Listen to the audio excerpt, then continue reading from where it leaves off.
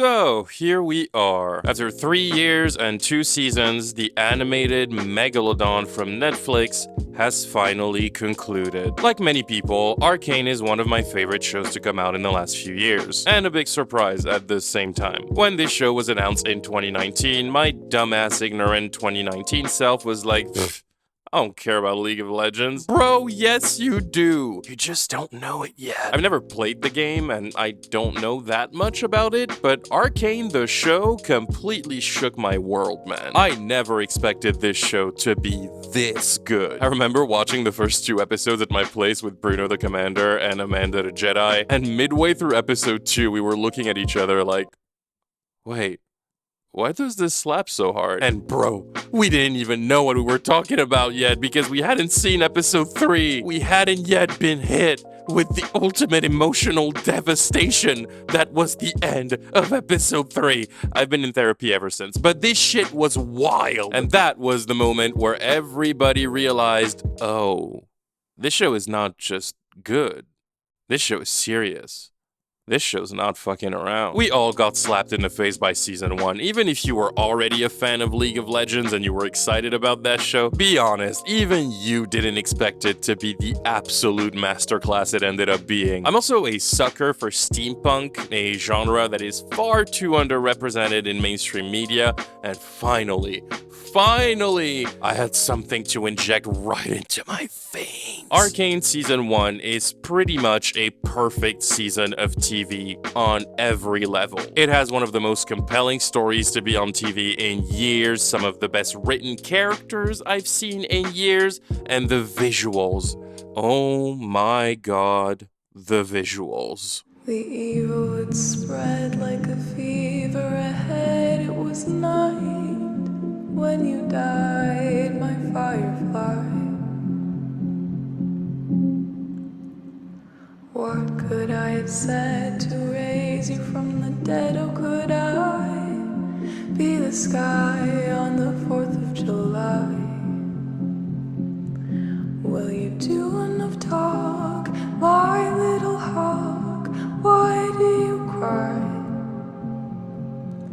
Tell me, what did you learn from the Tillamook burn or the 4th of July?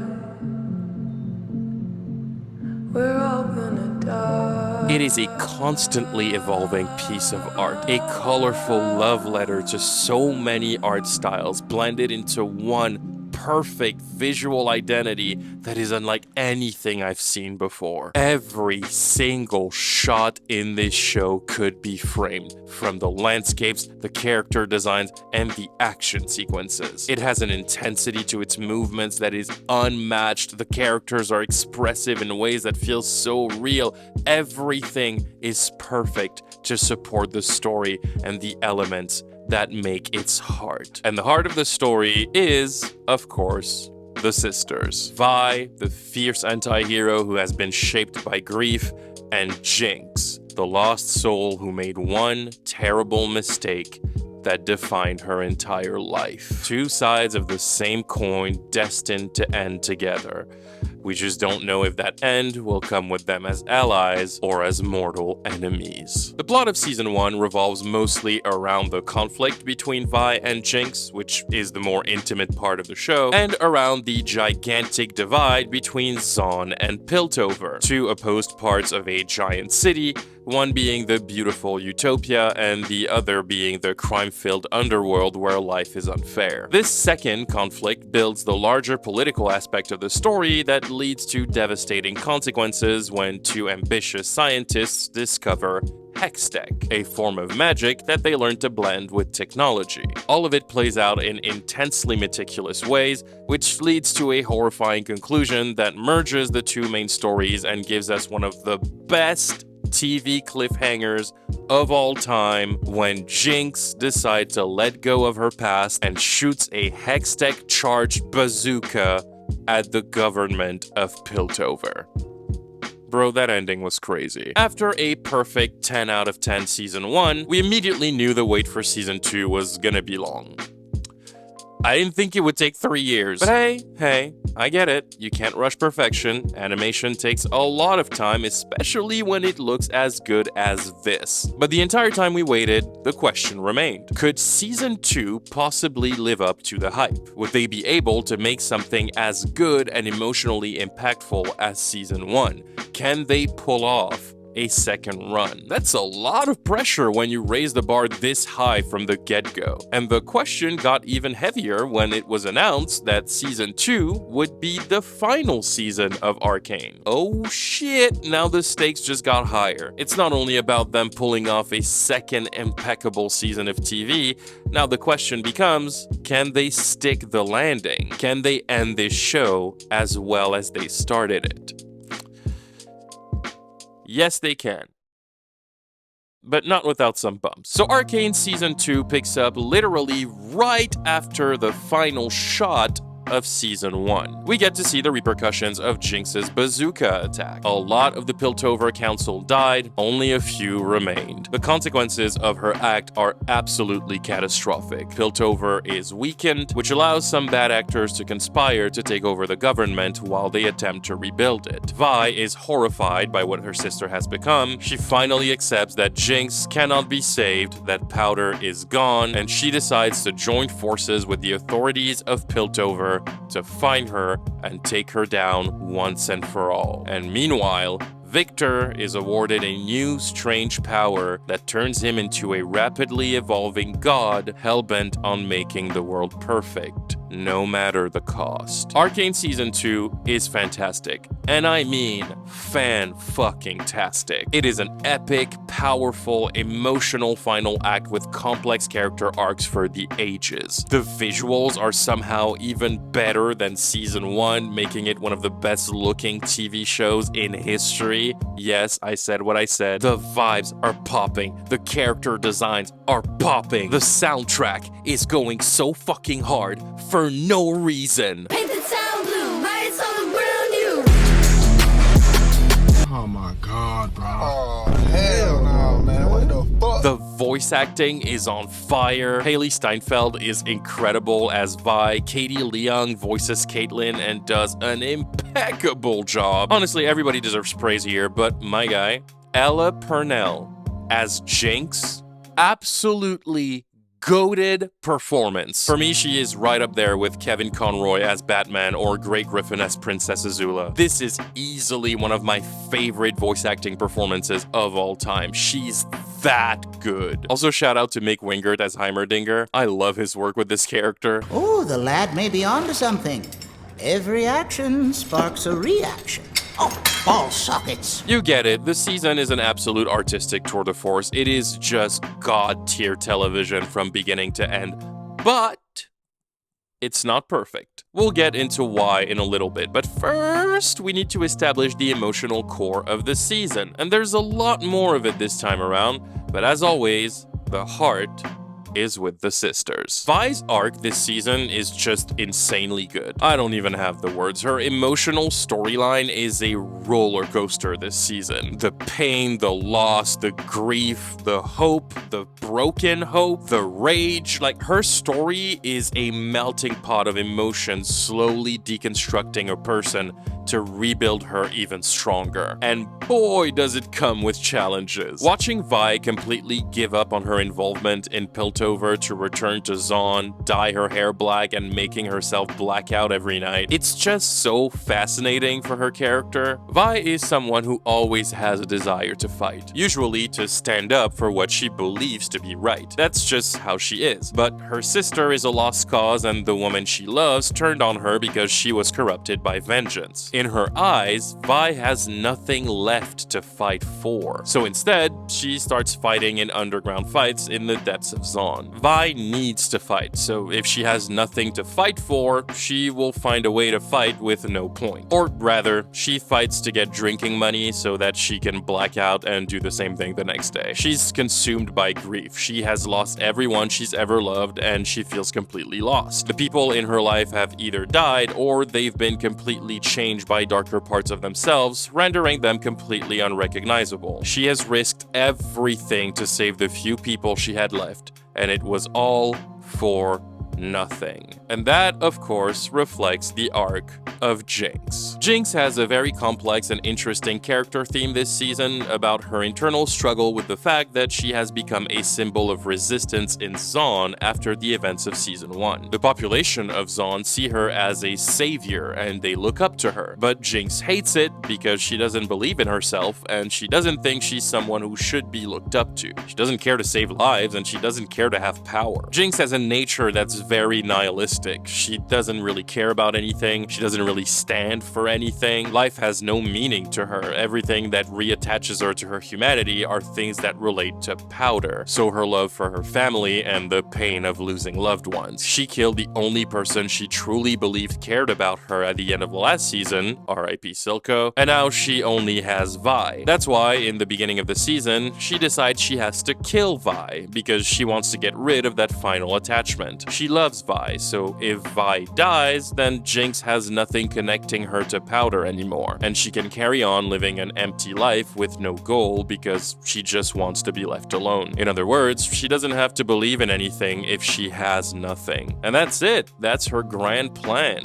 Finding a path to nihilism. She wants to get to a point where nothing matters. But that all comes to a halt when she crosses paths with Isha. Isha is a mute little girl from Zaun who grew up in misery and doesn't seem to have anyone. She accidentally crashes on Jinx on a random day while trying to escape a bunch of gangsters trying to catch her. Jinx doesn't fully understand what is happening, but doesn't matter. She sees those guys cornering her and the little girl, so she kills all of them, no questions asked.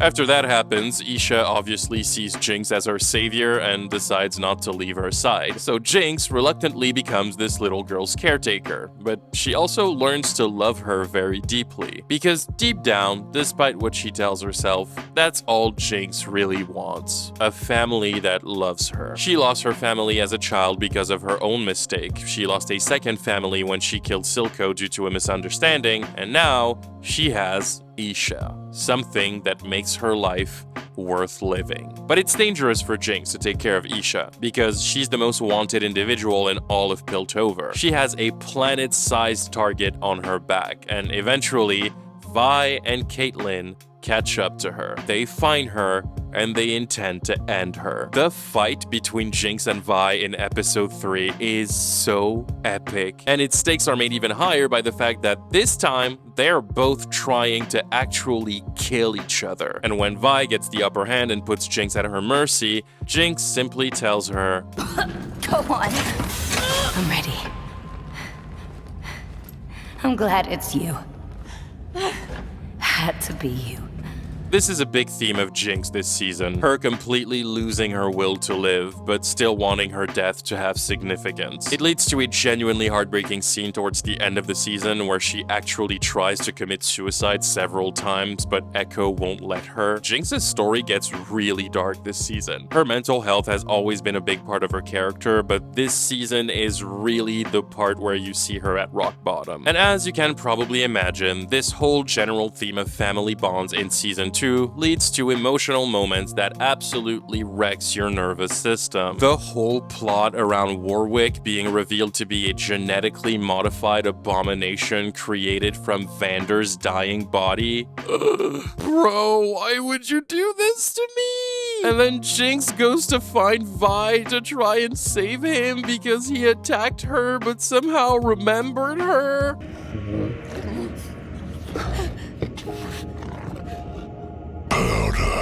And then he fights Vi, but he ends up remembering her too. What are you waiting for? He's your dad too. I'm gonna fucking kill myself. This shit got me so in my feels. I finished this episode and spent the rest of the night sitting in a corner of my room listening to Mad World. Every emotional beat in this season comes at you at full strength, and it is just so well done every time that I genuinely started to be scared to see what the ending was gonna be. And this is just a sign of how in tune the people behind the show are with the characters, their arcs, and the story in general. They know these characters fundamentally and understand how their stories should progress. And if you are attached to these characters, These moments feel all too real. You can tell the creators of the show had been planning this for a really long time. They know this story inside and out. For context, for anyone who doesn't know, from our perspective, ARCANE has only been around for 3 years. It came out in 2021. But for the creators and showrunners, Christian Link and Alex Yee, it's been much longer. They've been working on ARCANE for 9 years. It's almost been a full decade for them. If you didn't know, it took 6 years to make season 1. It came out in 2021, but they started working on it in 2015. Do you even remember what you were doing in 2015? That's a fucking long time ago. Okay, so I'm singing the show's praises because it deserves it, and yet I said it's not perfect. Why is that? Despite all of its qualities, I think ARCANE Season 2 has one fundamental issue that leads to a bunch of smaller issues directly tied to it. I have one real problem with this season, a problem that a lot of people have already voiced online over the last couple of weeks, and I fully echo that sentiment. The story of Season 2, while absolutely spectacular, is way too rushed. The pacing of this season is strikingly fast. The show is flying through its plot at light speed, to the point where the story doesn't really have time to breathe at points, and it's very hard not to notice that consistently. Especially because this season has a lot of characters who are all playing an integral part in all the intricate little moving pieces of the story. There is so much setup, so much world building, so much lore to keep track of, so many individual character arcs being built up and also coming to an end. This season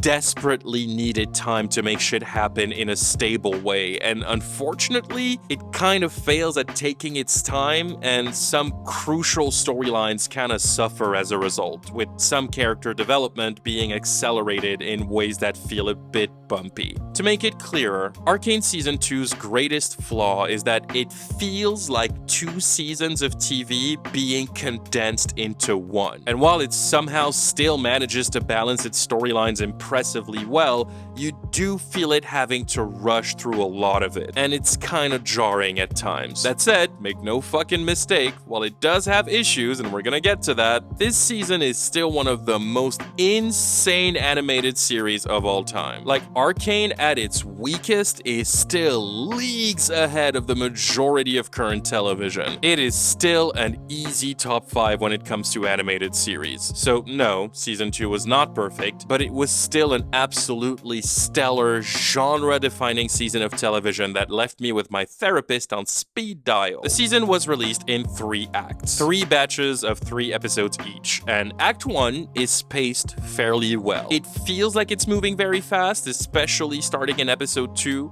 but it's nothing that made me frown. It's really in Act 2 that the speed rail storytelling becomes a bit problematic. Once we get to the Warwick stuff and Jinx breaking the population of Zon out of prison, the show goes fucking Super Saiyan, and it will not slow down for even a second till the very end. And Act 3 of the season, the final 3 episodes of the show, could have been an entire season on their own, because so much happens in such little time, and it's going way too fast. Like, way too fast. The important stuff still hits, it's there and it works, but there are so many incredible storylines that don't get enough time to be fully fleshed out or to play out in a way that feels a bit more natural. And while it doesn't ruin them per se, they're still fantastic stories, you do feel the show having no choice but to blast through them as quickly as possible. Echo's storyline in the alternate timeline where Vi died and the world is much more stable is incredibly interesting. His bond with alternate Jinx developing into an impossible romance was really compelling, but it feels kinda cut short so fast because we don't really have time for it. They fixed the multiverse traveling issue in like 2 seconds. It happened so quickly that the stakes didn't feel as big as they should have been. I wanted more of this. I loved the concept behind this. I love that experiencing this alternate reality is what convinced Echo that Jinx has good in her and that she can still be helped and believed in. I love their dance scene so fucking much. Their entire night out together is like the perfect contrast to their epic fight from season 1. A contrast that confirms to Echo that the feeling he had in season 1 when he hesitated to finish her off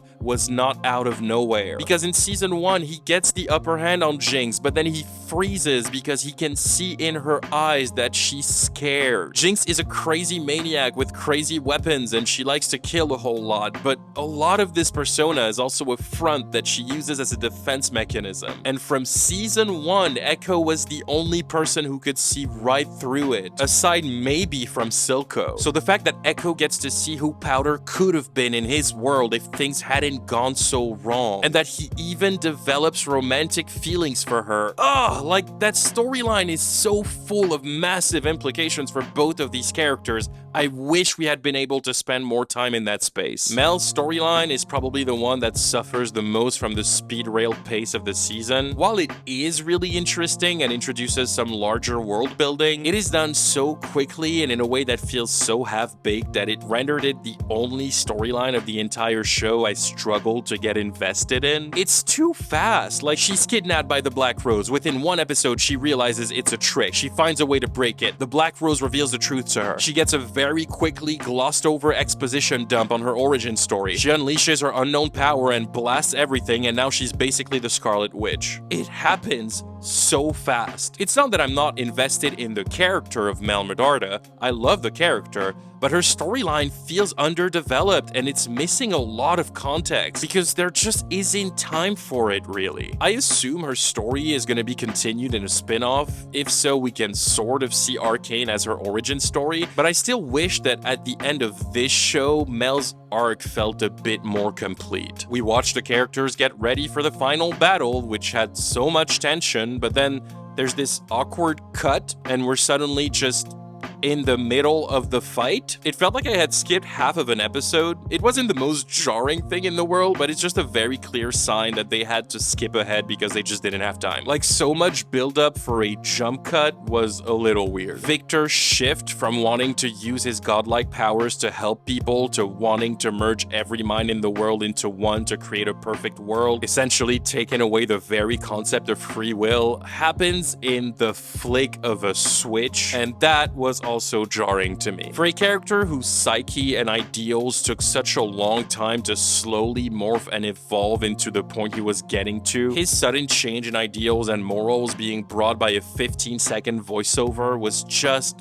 bizarre. It happens way too fast, and while I do love where it goes, narratively speaking, it feels like hitting a wall and carrying on in a completely different direction. It comes across very disingenuous for Victor to abandon humanity this abruptly. Getting him there 100% required more time to be fully cooked. Caitlyn has one of the most compelling character arcs this season, and I was very invested in it. That's why I felt a little annoyed when she also did a complete behavioral 180 off-screen, essentially resolving her inner conflict in a nanosecond. I love the idea that someone as good-hearted and well-intentioned as Caitlyn can find herself be completely consumed by vengeance, to the point where she becomes a tyrant in her own right. It's very emotional to watch her be entirely controlled by her own anger after losing her mother to a terrorist attack by Jinx, and it's incredibly emotional to see that her morals are fundamentally clouded by her desire to kill Jinx. The fact that she willingly takes the risk to kill an innocent child just to get to Jinx very clearly shows how far she's gone. She essentially turns into everything she stands against. And I knew she wouldn't stay like that. I knew she would go back to being one of the good guys. At least I hoped so. And it makes perfect sense to me that her love for Vi is what grounds her in the end and brings her back, because they were headed on a path where they likely would have had to fight each other. But the fact that it happened in a blink and off screen, bothers me a lot. The fact that she randomly stumbles upon Vi right before attacking Victor's village, and that they had a quick talk that made her switch sides just like that, that was one big emotional point of the story that felt way too rushed, and I was a tiny bit disappointed by that. And like I said, on paper, all of these are plot lines I very much enjoyed, and that felt like a logic progression of the story and its overall themes. So it's not that the show is ruined by being rushed. I've seen people say online that this season sucks because it's rushed, but I wholeheartedly disagree. All of those storylines are fantastic, and even with the insane pacing, the show does an impressively good job at balancing everything for the most part. It feels rushed, but not like Game of Thrones rushed, where all sense of logic or basic characterization is thrown out the window and everybody becomes completely stupid and all the core themes of the story are abandoned for the sake of spectacle. No, it feels rushed as a great story with incredible character moments that needed some breathing room to fully reach its potential, but that unfortunately was not given that chance. But mostly, it's character deaths that really take a hit in terms of impact due to lack of time. People die in Season 2, some very important characters, but we never really have the time to have the characters discuss it or deal with it, because too many other things need to be happening like now. All of their deaths are incredibly emotional and impactful. They all go out in ways that bring their arcs to a perfect close, but then the show doesn't really have the opportunity to acknowledge it, so there is no aftermath. In this season, when a character dies, after their death scene, they're never mentioned again. Isha dies at the end of Act 2, and all I wanted when this happened was for someone to end my suffering because that shit was really sad. The scene itself is beautiful and heartbreaking. And then Isha is never mentioned again, not once. We see that her death has made Jinx completely lose her will to live, but that sort of moved on from within the first 15 minutes of the following episode. Isha's death is never acknowledged after the scene where she dies. Professor Heimerdinger's death, while impactful to me because I liked the character, felt kind of anticlimactic, and again, because the show has to immediately move on, it's never brought up after the scene where it happens. I don't think any of the characters find out that Heimerdinger is actually dead. He just kinda dies. And that's it. Jinx's death should have had a much bigger impact on both Vi and Caitlyn at the end of the show, but we don't have time for it. And yes, we all know it's probably the worst kept secret in the world right now. Jinx isn't actually dead. We will see her again. But at the time of it happening, Vi should be at the end of her fucking rope. Jinx was everything she truly fought for. I was hoping to see more of an aftermath to the fact that she had to watch her die, and that she died to save her life.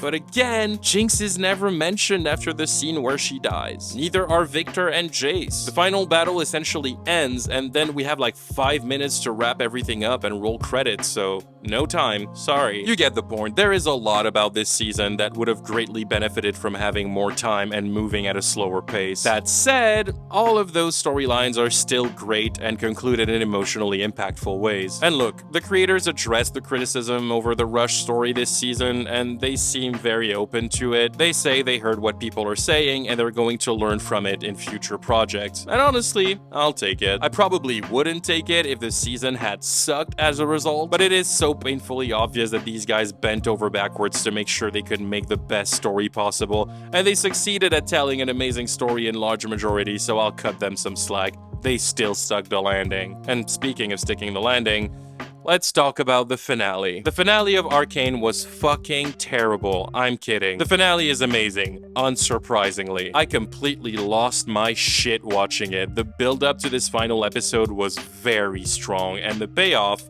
was incredible. It's such a cool feeling to be surprised by an ending, but also being convinced that this outcome was completely inevitable. And the emotional moments we get out of it are just so powerful that it makes everything come together wonderfully. The entire final battle of the show is some of the most epic shit ever put on TV. I haven't felt this excited watching a moment in television in a really long time. This is what a climax should be. This is what an epic conclusion looks like.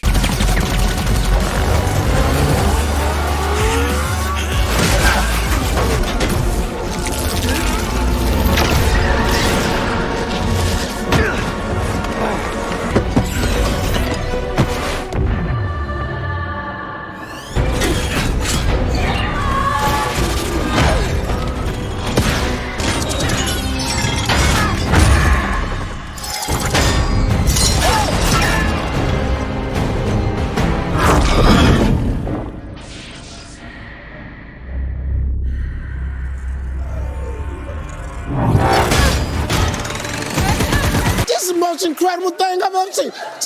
Damn it. Jinx making a final choice not to succumb to her own nihilism, deciding not to give up on Vi, and understanding that she can only be strong for Vi by not giving up on herself, and her finally accepting her role as a symbol of resistance to bring all of Zaun to fight in Piltover. Peak storytelling, my guy. Seeing Jinx and Vi finally fight side by side again, being on the same page for the first time since they were kids, being united as sisters to take on the biggest threat they've ever faced. You can't not feel emotional watching that. It was just perfectly executed. And if you know me, you know I have a real obsession with cool entrance scenes, and Jinx's entrance with Echo in the Battle of Piltover probably just made my top 20.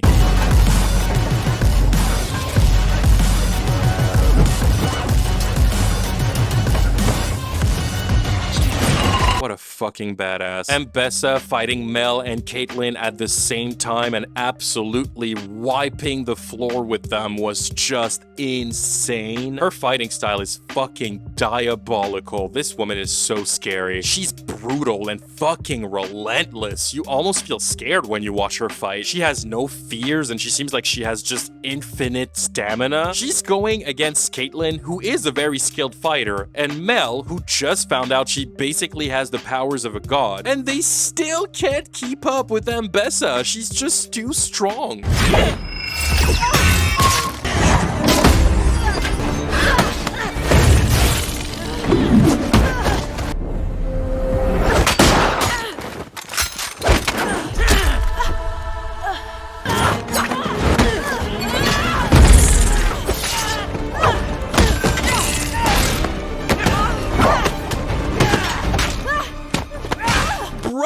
Chill! Oh my god! Caitlyn had to sacrifice her eye to give Mel a split second to surprise her mother. That's the only reason they managed to beat her. I also really like that Mbessa dies in Mel's arms. Despite how evil and cruel she is, the show does a really good job at showing throughout the story that she really does love her daughter. Most of the layers awarded to Mbessa's character come from her love for her daughter. So having her die in Mel's arms and have her last words be an acknowledgement of her strength is really fitting and tragically beautiful.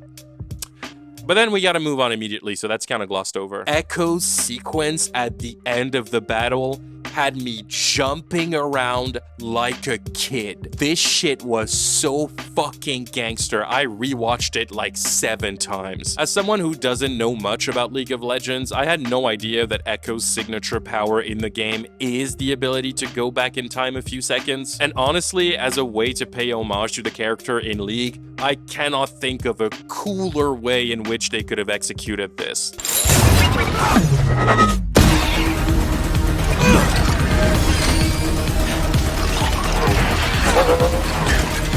This is the most incredible thing I've ever... This scene goes so hard. From now on, when I have to think of a character that truly had a golden moment to shine, this scene will pop into my head immediately. The final reveal that Victor from the future has been the key to everything, and that he came back in time and purposefully caused all of the events of the story to happen, just so that Jace can get to this specific point and stop him, because in almost every other universe, he fails to realize the errors of his ways and destroys the world. Again, peak storytelling. I love the bond between Jace and Victor. It is so profoundly compelling, and I absolutely adore that the end of this conflict comes down to them. Jinx and Vi are the heart and soul of this show for the most part, but their relationship has a very intimate nature. It was never a part of the grandiose scale of the story. Jace and Victor's relationship, though, absolutely was. They were the ones who discovered the ARCANE and Hex tech and exploited it to change the world. It makes complete sense that the scope of this final act comes down to them. I love that they decide to go out together on their own terms to save the world, which is what you could consider to be the completion of their work. I love that future Victor knew the only person who could get him to listen was Jace, and that he needed Jace to be his voice of reason because, according to the creator himself, at the height of his power, the only person who could defeat Victor was Victor himself. And he tried to fix it several times throughout several timelines by giving Jace a different runestone every time in the hopes that it would change the future. Which you can see in the very first episode of the show when the mystery man saves Jace as a kid. When future Victor hands him the acceleration rune, he has a bunch of other ones wrapped around his wrist, meaning this was probably not his first attempt. And it's only with the acceleration rune that his plan finally works, because the acceleration rune is what later allows Echo to create his time-turning device, which becomes integral in winning the war against Victor because it's a device that was created in another universe and that therefore Victor could not have planned for.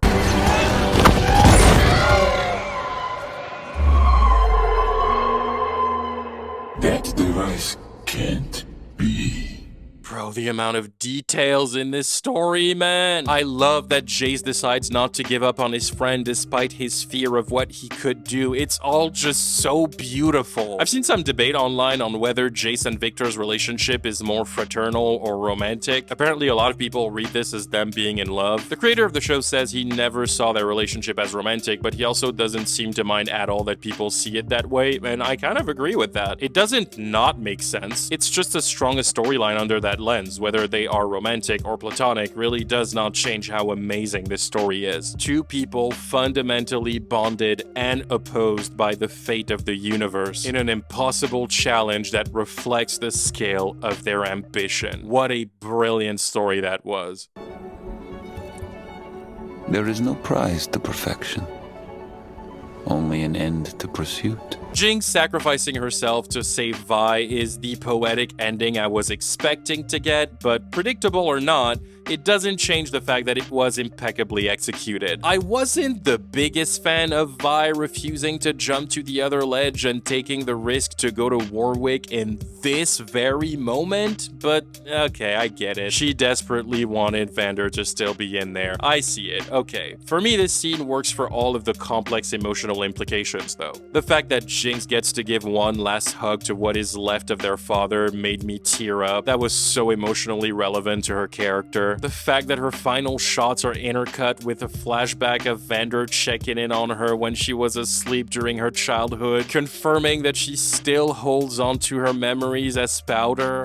My heart! She got to be reunited with her sister and got to have one last moment to go out with Vander, knowing that Vi would be safe, all while dying as she fought as the symbol of freedom she had reluctantly become for Zong. Perfect ending to her storyline. Could not have wished better for this character. The fact that in the end, Vi did get her sister back and did manage to save her in spirit but couldn't save her in life is one of the greatest executions of a bittersweet ending I've ever seen, and one of the most compelling completions to a character arc in any animated show in existence. And that applies to almost everyone. By the end of the story, the heroes have managed to secure a hopeful future for the world, but they also lost so much fighting for that it doesn't feel like an inherently happy ending. Most of the characters that survived have nothing left. Families have been destroyed and ripped apart, countless people died. Caitlyn and Vi have each other, and I'm pretty sure they're gonna get a spin-off where they find themselves in other regions of the world. Mel has to have a continuation and a spin-off. I think she's owed that. The Black Rose stuff feels very unfinished. She lost her mother, she lost her boyfriend. Although some people are saying that Jace and Victor aren't dead. I don't think that's true. I'm pretty sure that was the end for them, but who knows? We'll see. The creator of the show has confirmed that spin-offs are on the way. I believe a couple of them have been in the works for over a year already, so hopefully we get some news for that in 2025.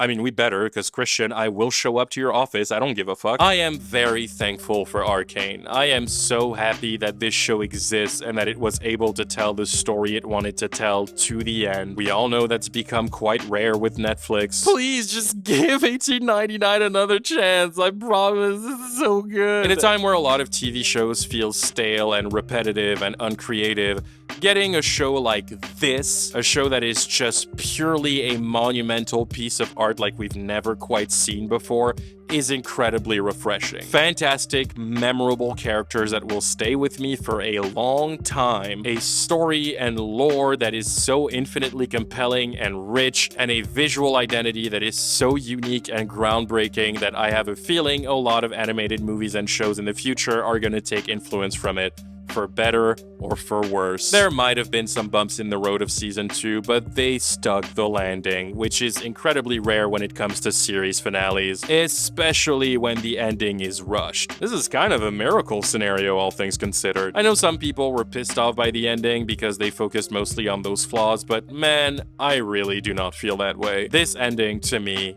is a win. Arcane is a masterpiece, easily one of the best shows of the last decade. I am infinitely excited to see what Christian and Alex are gonna do next with this universe.